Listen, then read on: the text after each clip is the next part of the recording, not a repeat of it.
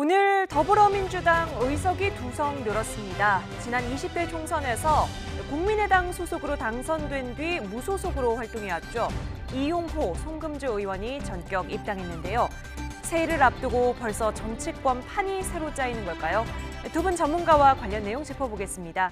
이현종 문화일보 논설위원, 배종호 세한대 교수 모셨습니다. 안녕하세요. 네, 안녕하세요. 안녕하세요.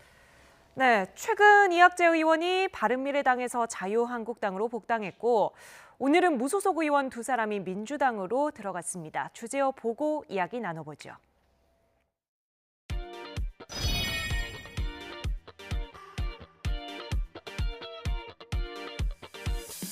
현 정부의 성공을 위해 정부 여당이 초심을 잃지 않도록 새로운 자극제가 되겠습니다.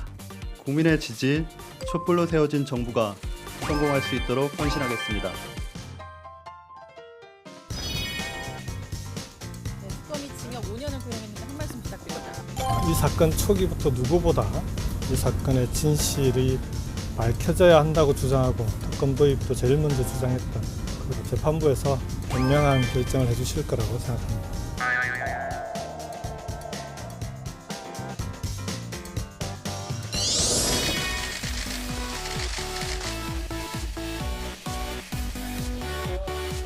(12월 31일) 날 운영위원회를 소집해서 청와대 임종석 실장과 조국 수석이 출석하기로 합의했습니다. 이해찬 대표를 비롯한 더불어민주당 지도부는 12월 31일 청와대에서 문재인 대통령과 오찬 회동을 갖기로 했습니다.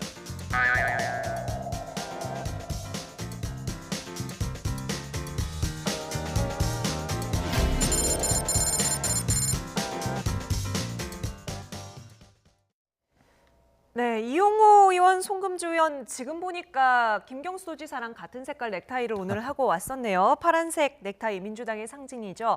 나란히 기자회견장에 섰는데 일단 뭐 2사람 입당의 변이랄까요? 출사표를 한번 먼저 듣고 와서 이야기를 나눠보도록 하겠습니다. 정권 3년 차를 앞두고 정치, 경제, 사회적으로 갈등은 심화되고 있고 현 정부에 대한 기대치도 점차 낮아지고 있는 상황입니다. 이럴 때일수록 작은 힘이나마 보태는 것이 실어줘야 한다고 판단했습니다. 어디에 있든 당당하게 할 말을 하는 정치인이 되겠습니다. 현 정부의 성공을 위해 정부 여당이 초심을 잃지 않도록 새로운 자극제가 되겠습니다. 저는 민주당을 통해 책임 있게 현실을 변화시키는 정치로 나아가고자 합니다.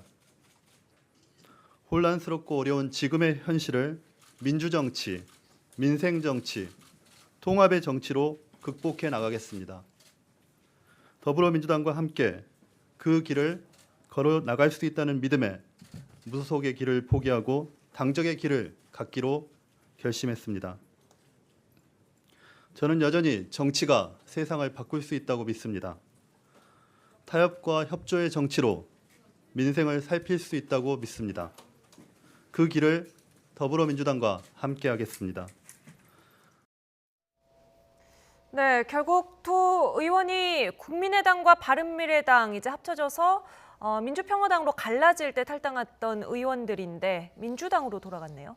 네, 이제 이 2사람의 민주당 입당은 사실상 예정된 것이다. 이렇게 봐야 되겠습니다. 말씀하신 대로 지난 2월부터 네네. 무소속 신분이었거든요.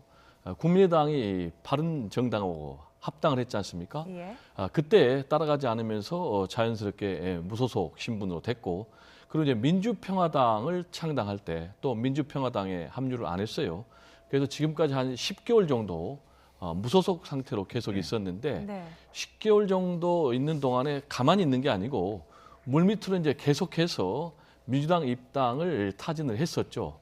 그런데 이해찬 당 대표 체제가 출범하면서 이해찬 대표는 받지 않겠다. 네네. 왜냐하면 몇 사람 받는다고 그래서 과반수가 확보되는 것도 아니고 네. 지금 이제 우리 당이 안정세를 지금 누리고 있으니까 이 상태로 가겠다고 했거든요. 네네. 그럼 이제 두 사람은 이 시점에서 왜 입당을 선언을 했고 민주당은 사실상 왜 받아줬느냐라는 것과 관련해서 두 사람의 양쪽의 네. 이해관계가 맞았다고 봐야 돼요. 네. 아시는 것처럼 이제 민주당은 최근에 지지율이 계속해서 하락하고 있지 않습니까? 네. 특히 이제 호남하면 민주당 텃밭인데 여기에서도 지지율 하락세가 좀 나타나고 있거든요. 네.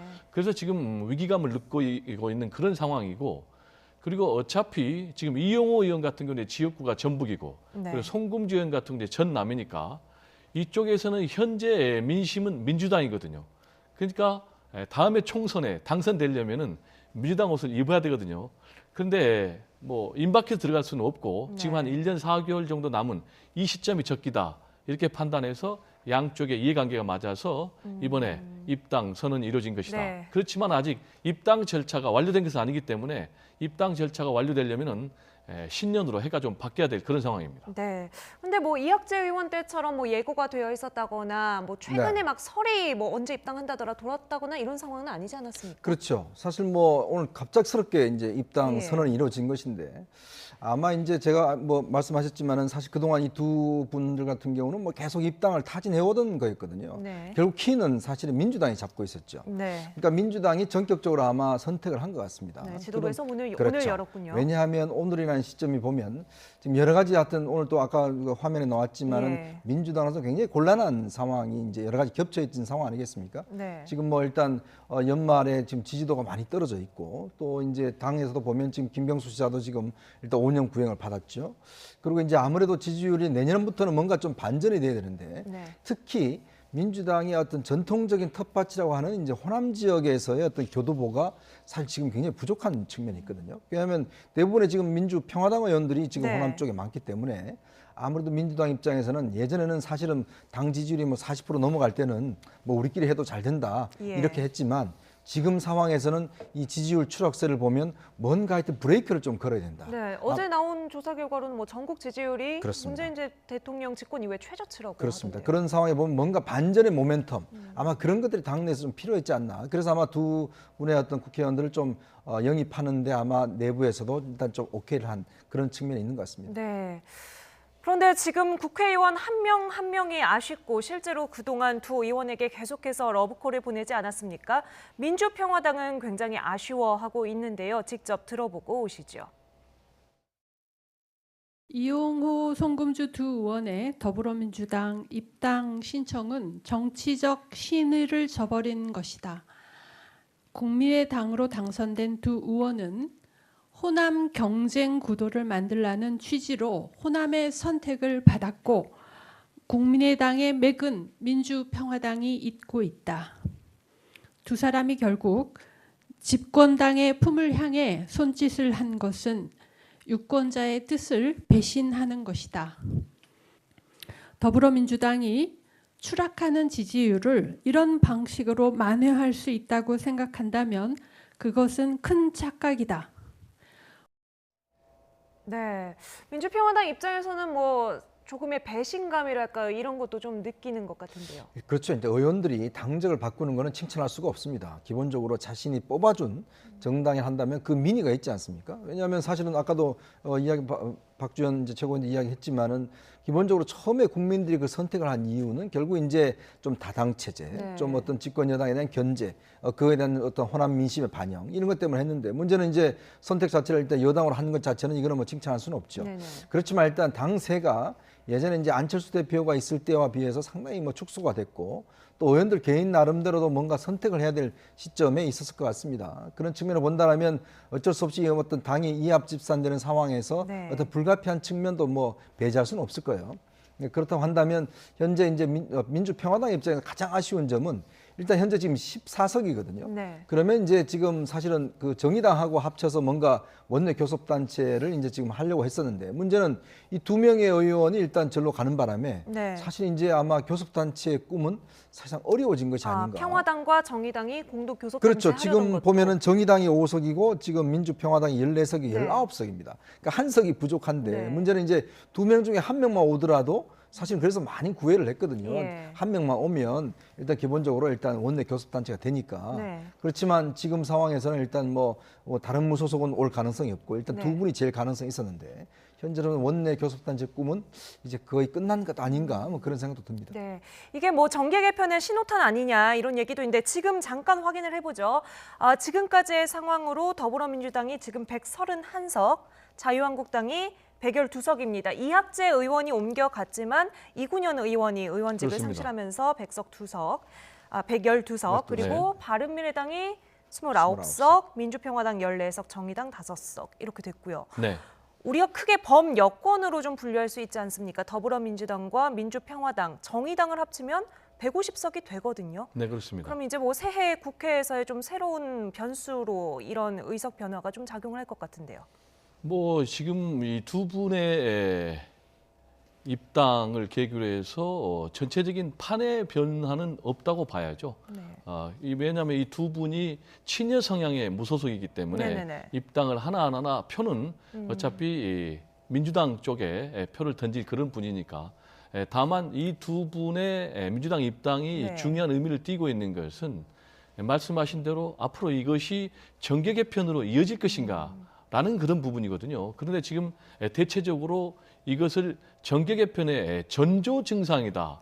이렇게 보고 있어요. 그거는 뭐냐면은 당장 정계 개편으로 이어지지는 않지만은 앞으로 정계 개편을 촉발하는 시발점이 될 것이다라는 네네. 얘기예요. 이 얘기는 뭐냐면은 당장 민주평화당 같은 경우에 이 두 분 중에 한 명만 영입을 했다면은 다시 정의당과 합쳐서 원내 교섭단체 네. 지위를 회복을 했겠지만은 결국 이제 그게 물 건너가면서 그걸로 끝난 것이 아니고 지금 다른 의원들의 추가 탈당이 우려되는 그런 상황이거든요.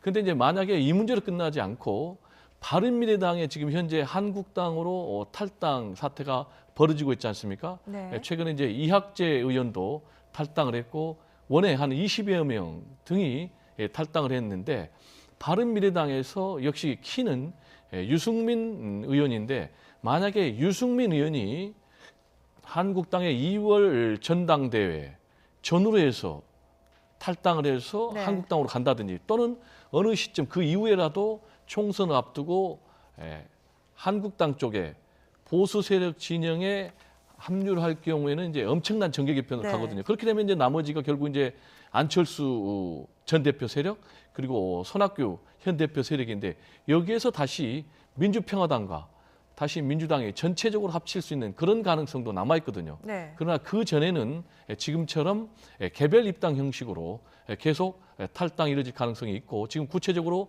거론되는 의원 이름이 이용주 의원 네. 그리고 김경진 의원 이 두 사람은 벌써부터 구체적으로 이름이 거명되고 있는 그런 상황입니다. 네. 그러니까 군소정당 의원들의 움직임이 이제 변수가 되는 거군요. 근데 이제 저는 좀 주목해 보고 싶은 게 민주당의 입장 변화예요.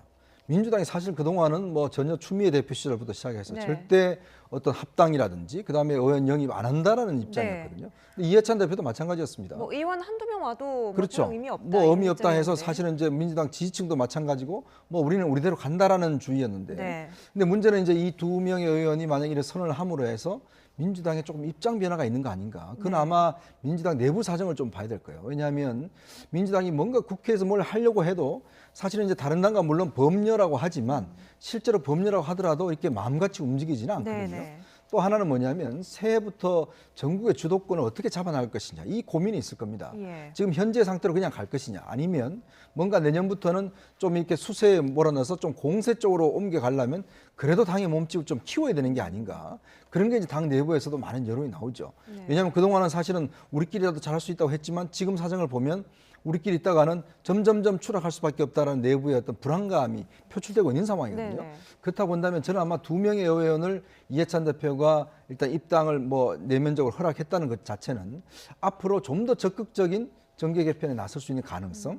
왜냐하면 사실은 이제 후내년 총선을 앞두고 아까 말씀하셨지만은 현재 상태로 여당이 끌고 가기에는 굉장히 역부족이 있습니다. 예. 그러면 뭔가 좀 법률을 아예 그냥 하나로 뭉치는 뭐 일단 현재는 개별 탈당을 통해서 영입하겠지만 궁극적으로는 어떤 정책 연대라든지 아니면 뭐 정계 개편이라든지 그런 것도 추진할 수 있다. 왜냐? 저쪽 자유한국당이 만약에 바른미래당 쪽으로 움직여 버린다면 네. 이쪽 입장에서도 뭔가 움직임이 있어야 되거든요. 네. 아마 그런 측면에서는 앞으로의 움직임은 민주당의 저는 태도 변화 여기에 좀 주목하고 싶습니다. 저는 이제 이 부분에 대해서 좀 약간 포인트가 다른데 예. 민주당에서 먼저 정계 개편을 주도하지는 않을 것으로 보입니다. 왜냐하면 현재 민주당은 앞으로 전국을 안정적으로 끌어가기 위해서는 민주평화당 네. 그리고 정의당의 도움을 받아야 되는 그런 상황이거든요.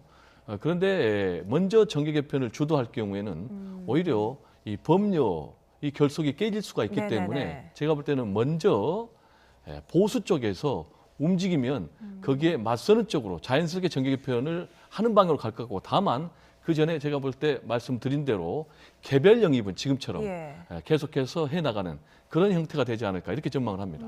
근데 지금 상황에서 민주당 내부에서의 뭐 거부감이랄까요? 잡음 같은 건 없을까요? 지금 두 의원이 속해 있는 지역구, 위원장들이 있을 거 아닙니까? 그렇습니다. 지금 이제 민주당이 전체적으로 지지율이 하락세를 보이고 있지만은 여전히 호남 민심은 민주당이 절대 강자거든요. 그래서 현재 당장 국회의원 총선을 한다면은 민주당 공천을 받고 나가면은 그렇죠. 엄청나게 유리한 그런 상황이거든요.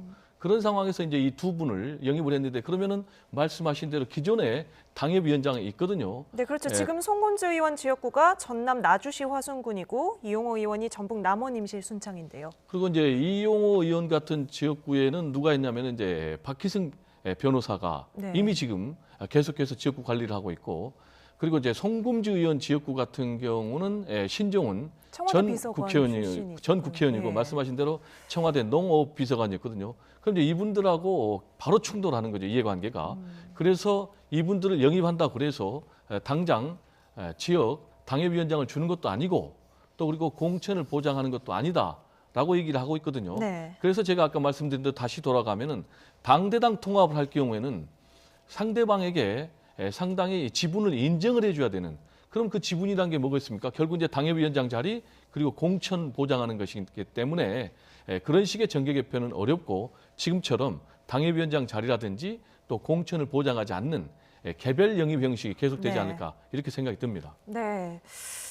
네. 뭐 계속해서 이야기는 계속 있었다고는 하지만 어쨌든 오늘 뭐 깜짝 입당이었다고 봐야겠습니다.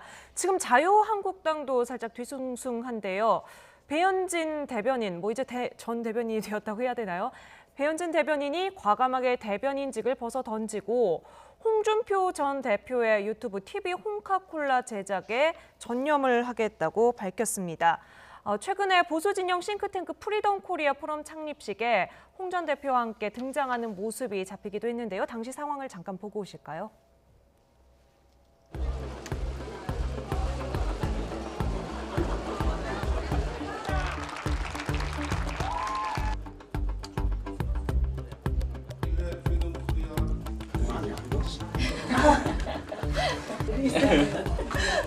아니, 세 번을 찾아가서 설득을 하고 겨우 네 번이요. 겨우겨우 생각을 얻어가지고 데리고 왔는데 와서 내가 보니까 속이 꽉 찼습니다. 속이 꽉 차고 똑똑하고 소신 있고 그래서 송파에서 앞으로 큰 인물이 날 수 있겠다. 나는 그렇게 생각합니다.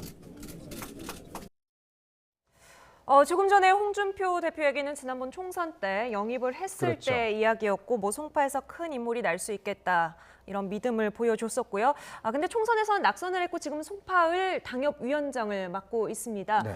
배현진 대변인의 뭐 선택은 어떻게 봐야 할까요? 그러니까 이제 정치라는 게 사실 하다 보면은 뭐 개인적인 어떤 역량도 중요하지만 네. 사실은 여전히 보수가 중요하거든요. 왜 그러냐면 중앙정치에서 자신의 지분, 자신의 당협위원장 자리 이걸 보장할 수 있는 것들은 결국 이제 자신의 보스가 얼마만큼 정치적 영향이 있는가.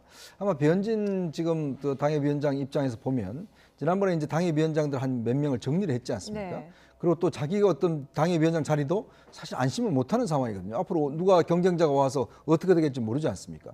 근데 문제는 사실은 홍준표 전 대표를 제외하고는 사실 중앙에 배현진 전 대변인을 사실 밀어줄 만한 지금 보수가 없는 상황이에요. 네. 이제 그렇다 보니까 본인도 지금 물론 대변인 맡고 있긴 하지만 여전히 홍준표 전 대표와의 정치적 인연이 여전히 깊고, 그렇다고 한다면 앞으로 정치적 어떤 전망을 본다면 누군가는 자기를 밀어줘야 되는 상황이지 네. 않습니까? 그런 상황에서는 일단 홍준표 전 대표밖에 없다. 더군다나 지금 이제 2월 전당대회를 앞두고 처음에는 홍준표 전 대표가 지금 뭐 출마를 거의 안 할처럼 이제 네. 이야기를 하다가 지금 이번에 조금 친박 비친박 이쪽에 이제 균형을 맞춰서 당협위원 정리가 됐잖아요. 네.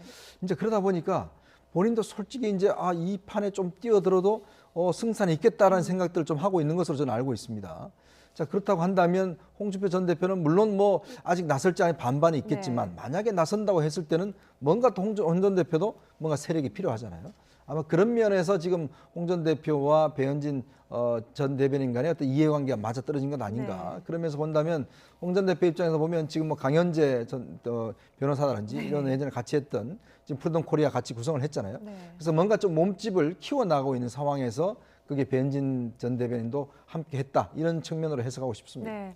뭐 대중적 관심 뭐 이런 거는 뭐 거의 집중이 됐다고 봐야겠습니다. 자유한국당 입장은 어떻습니까? 자유한국당 입장에서는 굉장히 떨떠름한 그런 입장이죠. 왜냐하면 김병준 비대위원장이 사표를 이미 냈지만은 계속해서 만류하고 수리를 안 한 그런 네. 상황이거든요. 그렇지만 결국은 대변인 자리를 그만두고 홍준표 전 대표 옆으로 갔지 않습니까? 예. 그래서 홍준표 전 대표 띵크탱크인 프리덤 코리아 발족시키는데 바로 옆에 최측근인 것처럼 이제 입장을 해서 네. 주목을 높였는데, 지금 이제 홍준표 전 대표가 최근에 굉장히 신나 있어요. 그 이유는 자신의 유튜브 그 홍카콜라 엄청난 관심 받고 그게 있죠. 이제 뭐 구독자 수가 14만 명 넘었다고 예. 그래요. 그러니까 당초에는 이제 유튜브 정치를 하겠다고 그랬는데 반응이 굉장히 좋은 것을 보고 이거는 이제 앞으로 법이나 해야 되겠다. 네. 그게 무슨 얘기냐면 주식회사 형태로 예, 해서 예. 자본을 투자 받아서 아예 방송국으로 가겠다. 이제 이런 입장까지 밝혔거든요. 그런데 이번에 이 유튜브 홍카콜라 이걸 총괄 제작 책임자가 지금 배현진 전 아나운서거든요. 네. 그럼 이제 배현진 전 아나운서는 지금 왜 이런 선택을 했느냐? 제가 볼 때 이제 본인의 상품성 가지고도 승부를 할 수 있겠지만은 아시는 것처럼 지난번 6.13 지방선거 때 또 송파을에 재보궐선거가 있었지 않습니까? 예. 그때 이제 홍준표 퀴즈로 영입이 됐거든요. 네. 그래서 본인 입장에서는 어차피 홍준표 퀴즈로 본인이 이른바 상당히 이렇게 입장 정리가 됐기 때문에 나중에 당 대표가 바뀔 경우에는 자신이 공천받을 가능성이 없다. 이렇게 네. 될 경우는 이제 차라리 홍준표 전 대표에게 올인해서 승부를 보자라는 이제 정치적 승부수를 걸었는데, 이렇게 되면은 어떤 일이 벌어지겠습니까? 홍준표 전 대표가 잘 되면은 본인이 뭐 공천을 받든 이런 길이 열리겠지만은, 만약에 홍준표 전 대표가 당권을 장악하지 못하면은 네. 정치적으로 또 굉장히 어려운 상황에 직면하기 때문에 앞으로 이 배현진 전 아나운서의 정치적 승부수가 어떻게 결론이 날지 한번 지켜볼 대목입니다. 개인적으로는 큰 결단 내렸다고 볼 수 있겠습니다. 아까 잠깐 얘기했지만 바른미래당 상황도 좀 보죠. 이학재 의원 탈당을 시작으로 해서 계속해서 균열 논란이 지속적으로 제기가 되고 있는데, 오늘 오신환 의원이 의미심장한 발언을 해서 눈길을 끌었습니다. 듣고 오시죠. 늘 중재하고 교섭하고 협상을 이끌어내는 그런 사람들은 뒤에 가려져 있을 수밖에 없다 생각합니다. 그래서 우리 바른미래당이 아까 대표님 말씀하셨다시피 저도 지역에 가면 니네들 참 잘한다, 좋다. 기자들도 만나면 바른미래당의 국회의원들이 제일 좋다. 인간성도 좋고 좋은데 왜 우리가 사람들이 지지하지 않는지, 그 부분에 대해서 2019년도에는 우리가 고민하고 또 함께 만들어가야 되지 않을까 이렇게 생각합니다. 저는 준비는 다 돼 있다고 생각합니다. 이제 손학규 대표님 중심으로 사무처도 이제 하나로 통합됐고, 또 힘을 모아서 우리의 존재감을 보이고, 또 그 속에서 국민들의 신뢰를 다시 받을 때 저는 우리가 헤쳐나갈 수 있는 2019년도의 길은 또 새로운 길을 만들어갈 수 있지 않을까 이렇게 생각합니다. 네, 어제 본회의에 공을 상당히 바른미래당에 이제 돌리는 듯한 발언을 오늘 했거든요. 네. 뭐 이해웅 의원 포함해서 추가 탈당은 없다, 당분간은 뭐 이런 의미로 해석을 할 수 있을까요? 그래서 이제 그런 의미로는 해석이 되는데 저 말의 어떤 내용을 보면 본인의 고민이 굉장히 담겨 있는 것 네, 같습니다. 어떤 부분들에? 왜냐하면 이 지역에 가면 네. 너네들 참 좋고 한데 왜 지지도가 안 오느냐. 결국 그 현실적인 고민 아니겠어요? 네. 사실 이제 오신환 의원은 서울이 또 지역구잖아요. 예. 그렇다 보니까 아무래도 바른미래당의 어떤 당 지지율이나 존재의 어떤 무게 비중 이거 네. 자체가 보면 본인 입장에서 보면 굉장히 아쉬울 수밖에 없죠. 네. 더군다나 지금 이제 현재 점점 더 양당 구도로 이제 재편돼 가는 상황 속에서 앞으로 그러면 바른미래당의 존재 의미는 어디에 있을 것인가? 지금 사실은 손학규 대표가 저번에 이제 단식을 하면서 연동형 비례대표제에 굉장히 목을 걸었지 않습니까? 네. 그럼에도 불구하고 지금 사실은 내년 1월까지 정개특위가 운영이 될 텐데 아마 타협이 쉽지 않을 겁니다. 연동형 비례대표제를 하게 될 경우는 예전 20대 투표를 기준으로 할 경우는 민주당이 제3당이 돼버려요. 네. 이제 그런 어떤 위험성을 가지고 사실은 제가 볼 때는 민주당이나 자유한국당이 승부수를 던질 것 같지는 않거든요. 그렇다고 한다면 만약 이제 내년 1, 2월 달에 이런 선거구법 개정이 이루어지지 않는다고 한다면 예. 아마 이제 선택의 시간이 점점 다가오는 게 아닌가 저는 그런 생각이 들어요. 왜냐하면 현재 바른미래당 가지고서 본인의 어떤 지역에서 재선할 수 있는 가능성 아마 면밀히 따져볼 겁니다. 그냥 당장은 아직 선거가 많이 남았기 때문에 네. 여러 가지 고민을 할 테지만 일단은 아마 이제 정개특위에서의 결론에 따라서 아마 네. 바른미래당 의원들 중에서는 상당히 새로운 선택할 가능성도 저는 높다. 그 그렇게 선택의 보여집니다. 시점 좀 어느 때로 우리가 좀 좁혀서 일단 지금 예측할 수 정개특위가 내년 있겠습니까? 1월 달 정도 되면 이제 마무리가 되지 않습니까? 네네. 그러면 1월 달에 만약에 정개특위 합의가 안 된다면 현행 체제로 간다고 한다면 그때부터 뛰어야죠. 네. 그러면 이제 의원들 입장에서 보면 일단 현장에 뛰어야 되는데 그럼 바른미래당의 어떤 계속 있으면서 할 것인지 아니면 정말 민주당이나 자유한국당 쪽으로 가서 거기서 뭔가 새로운 길을 할 것인지 이게 1년이 만약에 이제 시간이 얼마 안 남으면 경쟁자들이 많기 때문에 빨리 가야 이게 선점할 수가 있거든요. 네. 아마 그런 고민이 있을 겁니다. 네. 그리고 오늘 문재인 대통령과 민주당 지도부 올해 마지막 날 오찬을 하기로 날짜를 잡았는데 생각해보니까 그 날짜가 국회 운영위원회가 열리는 날짜예요. 뭐 우연의 일치로 볼 수도 있겠고 참 공교롭겠다 이렇게 볼 수도 있겠는데요. 네, 뭐 공교롭다 표현이 맞을 것 같아요. 그래서 상당히 의미가 있는 날이면 틀림이 없어요. 일단 말씀하신 대로 그날이 지금 국회 운영위원회 임종석 비서실장 그리고 또 조국 민정수석이 출석하는 네. 날이거든요. 그래서 제가 볼 때는 창과 방패, 그러니까 정면으로 부딪히는 어떻게 보면 앞으로 전국의 분수령이 될 그런 굉장히 네네. 중요한 날이거든요. 아시겠지만 지금 김태우 수사관의 폭로와 관련해서 정치적인 민간인 사찰이 있었다. 그거는 개인 비위다라면서 지금 여야 그리고 청와대가 정면으로 격돌하고 있는 그런 상황 아닙니까? 예. 그래서 그동안에는 이제 조국 민정수석이 이것과 관련해서 나는 출석하지 않겠다 이렇게 주장을 했지만은 문재인 대통령이 출석하라고 지시를 한 거 아닙니까? 문재인 대통령이 이제 출석을 지시한 이유는 이번에 김용균법이 가까스로 예. 통과가 됐지만은 만약에 이 법이 국회에서 통과하지 않을 경우에 제2, 제3의 그런 피해자가 나올 수 있으니까 반드시 이번에 처리해야 된다라고 해서 문재인 대통령이 그걸 이제 지시를 하고 그 법을 통과시킨 거 아니겠습니까? 근데 여기에 배경에는 이런 이제 국회가 계속해서 공전이 되면은 결국 그 부담이 여권으로 오거든요. 네. 청와대의 부담으로 오기 때문에 제가 볼 때는 이제 문재인 대통령께서 지시를 한 것 같고요. 그리고 또 지지율이 계속해서 하락하고 있는 그런 상황 아닙니까? 네. 그래서 여기서 계속 방어적으로 나가면은 더 국정 주도권을 놓칠 수가 있고 지지율이 하락할 수도 있다.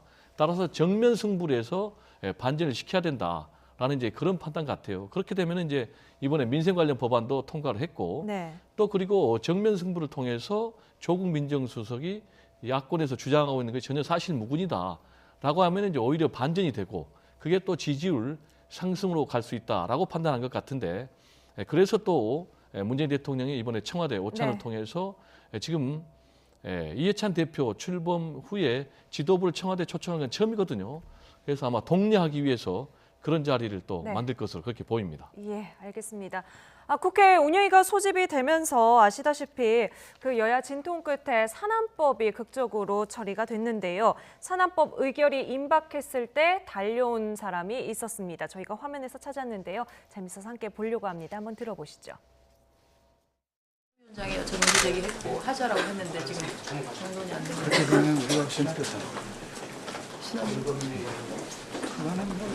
성실한 업체는 결국은 200억 해야 나온 문제 없다니까. 성실한 업체는. 이해당사자하고 얘기하는 방식. 했고요. 그리고 네.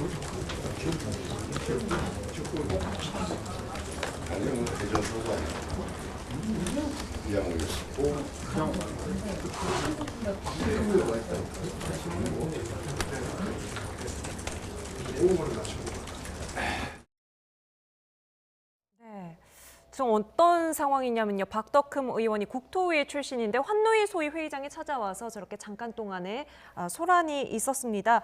건설사 대표 출신이거든요. 네, 그렇습니다. 좀 부적절하지 않냐 이런 지적이 나올 수 뭐 있는데. 일단 이제 환노위 소위에서 이제 김영군법을 이제 또 논의하고 있는데 박덕흠 의원이 이제 이 대한전문건설협회 이제 회장 출신입니다. 예. 본인이 또 회사도 운영하고 있고. 근데 이번에 이제 산업안전법에 보면은 이제 그 처벌의 어떤 벌금을 1억 원에서 기존 1억 10억 원으로 상향 조정했거든요. 네. 굉장히 이제 많이 높였죠. 그래서 아마 이제 건설업주나 이제 또 이제 회사를 운영하는 분들 예. 입장에서는 너무 급격하게 이게 벌금이 오른 거 아니냐. 그래서 전 5억 정도로 좀 낮춰줄 수 없느냐. 이런 이제 좀 항의를 하기 위해서 일단 참가를 한 것 같아요. 특히 이제 아무래도 이번 법은 뭐 전체적으로 이제 어떤 그 외주 산업을 통해서 여러 가지 어떤 안전 문제에 대한 강화라는 측면은 있겠지만 네. 또 기업을 운영하시는 분들 입장에서는 급작스럽게 이렇게 고용을 하게 되면 상당히 경영적 압박이 굉장히 심하거든요. 네. 아마 그런 측면에서 이제 회사를 운영하시는 이제 박덕흠 의원 입장에서는 그런 문제를 좀 본인이 국토위 소속임에도 불구하고 일단 저렇게 나온 것 같습니다. 네, 알겠습니다.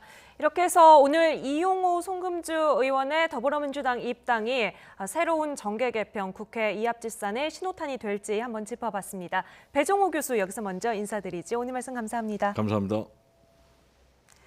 네, 이번엔 사건 사고 소식 좀 짚어보려고 합니다. 송명빈 마커그룹 대표가 직원을 상습 폭행하고 협박했다는 의혹으로 도마 위에 올랐는데요. 주제어 보고 오시죠.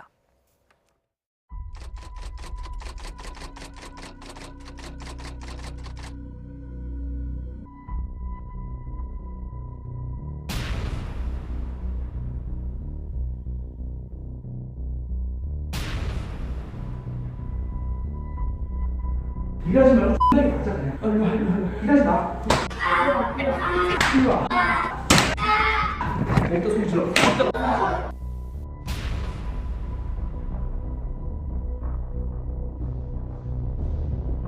동영상 자료하고 그 녹취 파일 어느 때 어느 방식으로 이렇게 피해를 받는지를 그런 증거 자료를 가지고 제출했으면 좋겠다.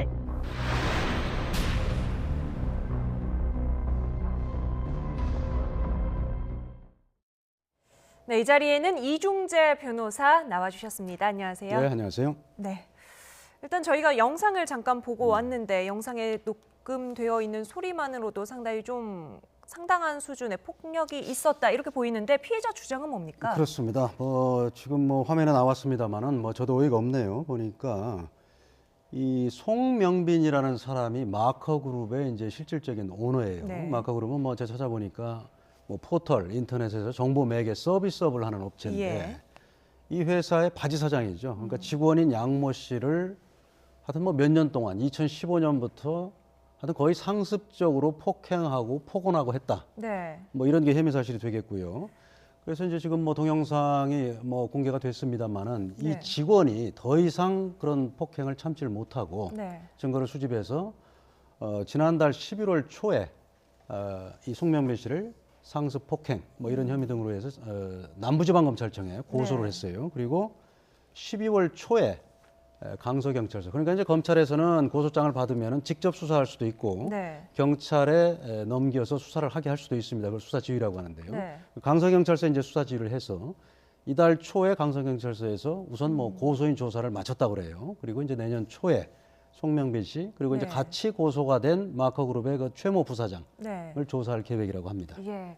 이 송명빈 대표 오늘 하루 종일 실시간 검색어에 올라 있었는데 누구지 했던 사람들도 아마 클릭을 해보고 잊혀질 권리 이거는 참 많이 들어보셨을 거예요. 네. 어떤 분인가요, 이분이? 이게 이제 이분이 그러니까 우리나라가 아마 세계적으로 처음으로 보통 이제 우리가 인터넷 공간에서 이제 뭐 내가 원치 않는 사진이나 뭐 글이라든 이런 게 있지 않습니까? 네. 이걸 이제 지우는 거죠. 예. 디지털 에이징 시스템이라고 하는데 이런 걸 처음으로 이제 개발을 한 거예요. 디지털 에이징 시스템. 네, 그렇습니다. 이분이 이제 처음으로 개발해서 책도 내고 특히 이제 아마 인터넷 공간에서 이제 본인의 어떤 좀 지우고 싶은 기억들이 많을 예. 겁니다. 이제 그거를 이제 전문적으로 지어주는 회사거든요. 상당히 획기적인 어떤 기업이었고 또 꽤 이제 이름도 알려진 기업이었고 네. 그리고 이제 박근혜 정부 시절에 그때도 이제 이 기업이 어떤 유명해서 이제 박근혜 정부 때도 활약을 했었고 이번 문재인 대통령 선거 캠프에서도 활동을 했어요. 네, 뭐 위원장 자리를 하나 네, 맡았더라고요. 그렇습니다. 그러니까 그만큼 이제 어떤 양진호 회장이 사실은 이제 이쪽 그 업계에서도 꽤 유명하지 않습니까? 네. 송명민 대표도 마찬가지로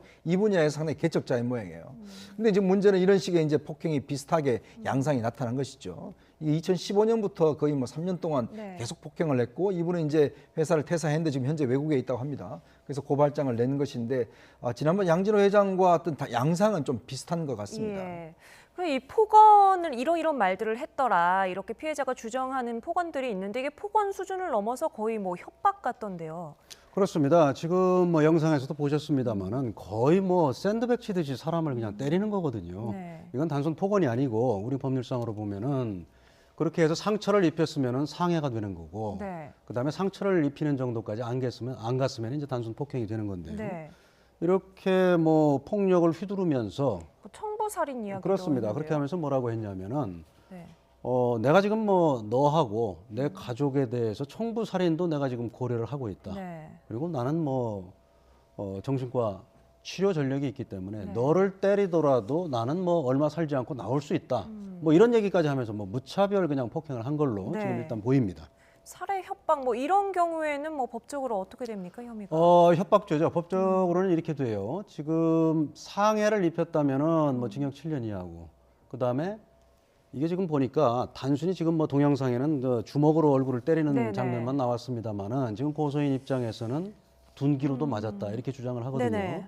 그러면 그 둔기라는 게 뭐 우리가 흔히 생각하는 강목인지 예. 아니면은 뭐 그거보다 더 위험한 물건인지 모르겠습니다만은 일반 몽둥이로 사람 때려도 그건 우리 형법상으로는 흉기로 취급을 해요. 예. 그래서 흉기로 사람을 때리면은 가중처벌됩니다. 가중처벌. 그래서 상해가 되면은 1년 이상 10년 이하의 징역까지 처할 수 있고요. 그 다음에 지금 이게 고소인 주장에 의하면 상습적으로 이런 일이 이루어졌다는 네. 거거든요. 그래서 상습성까지 인정되면은 징역 10년에다가 2분의 1까지 가중을 할 수가 있습니다. 그래서 이게 고소인 주장이 전부 인정이 된다면 네. 뭐 한 범죄로도 징역 15년까지 가능한 네. 그런 중한 범죄가 되겠습니다. 네. 이게 뭐 녹음 파일이 공개가 돼서 그런지 때린 사실 자체를 부정하지는 않더라고요. 송명민 대표도 뭐 나름의 입장이 있더라고요. 그러니까 지금 저는 뭐 오늘 뭐 언론사에 찾아가서 뭐 본인의 이제 해명도 하고 했는데 네. 본인 문제는 이제 폭행을 유도했다는 거예요. 그리고 또 음성이 조작됐다 뭐 이렇게 네. 해명하고 있습니다. 아니 근데 직원들이 폭행을 유도하는 경우도 있나요? 양 씨가 배임 횡령을 저질러서 이것 때문에 소송에 들어간 상태다. 그렇다 아무리 그렇다 하더라도 예. 사실은 이거는 뭐 어떤 이유를 떠나서 간에 직원을 이렇게 상습적 폭행했다는 것은 뭐 도저히 저는 납득이 안 되죠. 예를 들어서 네. 뭐 직원이 문제가 있다고 한다면 법적으로 대응하면 되지 않습니까? 근데 본인이 직접 폭력을 행사한다는 거는 이거는 사적 폭력이죠. 어떤 그런 측면에서 본다라면 뭐 양진호 회장이 했던 것이나 또 송명미 지금 사장이 했던 것이나 보면 뭐 거의 저는 비슷하다 보는데 예. 이게 사실 이제 IT 기업인데 굉장히 급성장한 기업들이에요. 다들 예. 보면.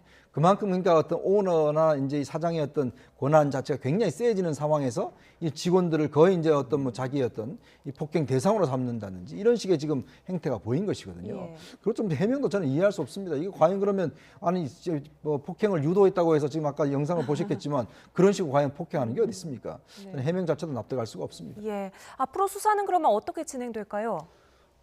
지금 뭐 동영상 1개, 그 다음에 녹음 파일 뭐 한 21개 정도가 확보가 됐다고 그래요. 그래도 이제 각 시기하고 장소가 특정이 돼야 되거든요. 네. 그렇기 때문에 행위별로 과연 증거가 있는지 경찰에서도 이제 그걸 요청을 한 것 같아요. 그래서 뭐 고소인 주장을 보면 상당히 구체적으로 날짜까지 적시가 그렇습니다. 되던데요. 그런데 이제 고소를 해야겠다 마음 먹은 거는 상대적으로 최근일 거예요. 그러면은 과거에 있던 행위에 대해서는 과연 진단서가 있는지, 예를 들면 그 다음에 사진을 찍어 놓은 게 있는지, 네. 그 당시에도 뭐 녹음을 해놓은 게 있는지 이런 게 문제가 될 수 있고요. 그 다음에 상습성이 인정이 되려면은 정말 이렇게 한 번 범행을 하는 거에 그치지 않고 네. 정말 이 사람은 습벽에 발로로서 폭행을 하고 남한테 상해를 입히는 사람이다. 이게 증명이 돼야 되는데 예. 그러려면은 여러 행위가 입증이 돼야 되거든요. 그래서 그런 증거가 다 있는지 이게 이제 이 사건 수사의 쟁점이 되겠습니다. 네. 잊혀질 권리를 소개한 잊혀질 권리의 대가, 폭행 사실, 직원들을 괴롭힌 이런 과거까지 잊혀질 거라고 기대한 건 아닌지 모르겠습니다. 지금까지 이현종 문화일보 논설위원, 이중재 변호사와 이야기 나눴습니다. 두 분 오늘 말씀 감사합니다. 네, 감사합니다.